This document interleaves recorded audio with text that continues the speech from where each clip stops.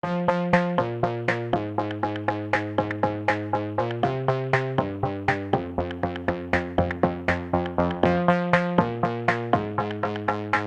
think for me, it was knowing that I'm responsible for something beyond myself. I remember when I graduated with a psychology degree, I went straight into postgraduate study into the PGC at the Institute of Education. And at the age of 22, I was giving this class of 30 children. And that was a really scary thing. At uni, you kind of got that external structure. But actually, when I started working in the real world, it was all on me. I was committed to how I showed up, how hard I worked, what I gave to my job. So the biggest adjustment was thinking about things beyond myself. One of the largest adjustments for me was transitioning from being a student into adult life, kind of swimming and not really knowing the direction I was going in, but also the amount of pressure I was putting on myself to academically perform, whilst also entering into a job market that isn't the best at the moment. So it's just trying to find your feet, your narrative in that space, and it's really difficult to try to stay optimistic whilst also being realistic with what energy you can put to places and giving yourself a break as well. That was super important. I wasn't great at giving myself a break. I went through degree and then crash and burn. So it's really good to have some time to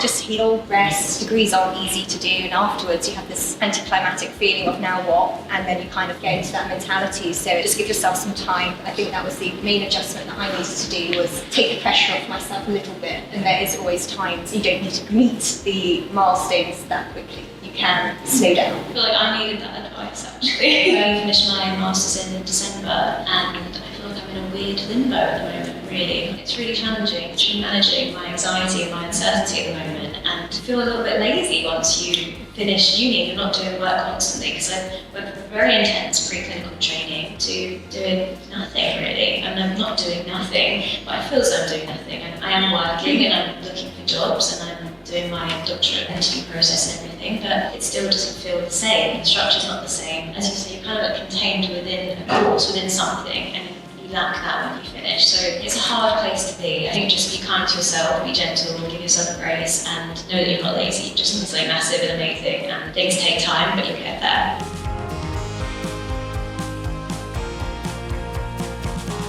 After I finished the degree, I was dead set on becoming an education psychologist. But then when I did my teaching, it was time to decide to become an education psychologist and do the masters in it. I made the decision and changed and pivoted completely and stayed in teaching for over 20 years. My biggest turning point at that point was completely changing my outlook on what I wanted to do. And then when I stopped loving teaching, because actually my priorities changed as I grew as a person, I had kids, the scope of teaching got more demanding on me, it affected my health, it didn't allow me to spend time with my children and my family. So then my second big turning point, I'd say, was when I left teaching full time, and that was a massive decision because it's something I really knew and I was really familiar with. And after leaving teaching, third turning point was pivoting to a brand new career which had actually a massive psychology base, which is wellbeing coaching. So retraining completely at an older age with children and other responsibilities, and going to uni and doing everything again. Yeah, there's a lot of turning points in my life. So I had a turning point last year. I was doing medicine and I'd only had about 15 months left until I qualified entirely, but my health wasn't that great and the hours were so exhausting, and it got to a point where I was having to decide between my health and my career, and at that point I thought I'd pause and just have some time. If I'm honest, even though that was my entire identity at that point of what I wanted to do and actually paid for the course as well, it was quite frustrating. I had a bit of an identity crisis within that time, just because I didn't really know at that point, especially when you work towards a set goal, you feel like you've crossed even halfway before you turn and do something different. So that was quite a daunting time. I didn't know whether I should go forward with it or not. I'm so glad that I actually made that decision to leave, because the route that I've now gone down in terms of technical writing in a more advanced materials industry, I'd say, has been really fulfilling. And my skill set is being used in a really different way, and I didn't realise how much I would enjoy it, whilst also not falling down with my health. So it was a big improvement in my life in general. Not being scared of letting go of your own ideas of who you want to be. You might find a better route and work out, actually, no, this fits me a bit more. When I was like 16, thinking about applying for university, I really liked Westminster actually, but I was applying for Spanish here. I wanted to be a translator. That was my initial plan, until I realised that any spare moment I had, I was helping others and looking into psychology, neuroscience, and I'm just interested in everything to do with mental health and well-being, because of my own experiences of it. And that was a big turning point. point. But that feels like it predates what we're talking about. But it is important for you to know that that is something about me.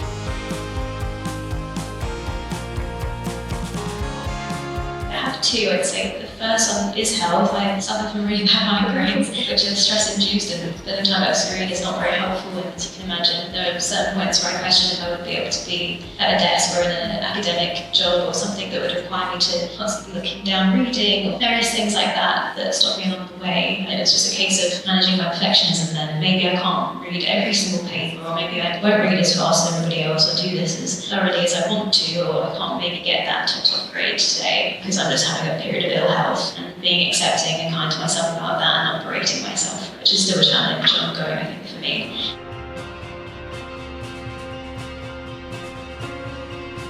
Working out what you're good at, especially in psychology, it's really difficult. There's such an array of things that you can do. You almost feel like you have a decision paralysis with it, because it's like, oh, I could do this, I really like this. I think trial and error is always a good idea. Try something, if you don't like it, it's not the end of the world. You can always reapply somewhere else. But keep an open mind as to what industry or academic area you can go into. And also look at the definitions of the job titles. That was something I learned very recently. Other industries don't call your job title in psychology what they would in their industry, and it's actually the same job. So just have a little look as to where you can branch out. If you want to go more academic, try and find your niche, what you're good at, and work on those skills at the same time as having some confidence, because degrees aren't easy to do, so be self-assured of what your direction is, but try things, don't be self-limiting, just try different things.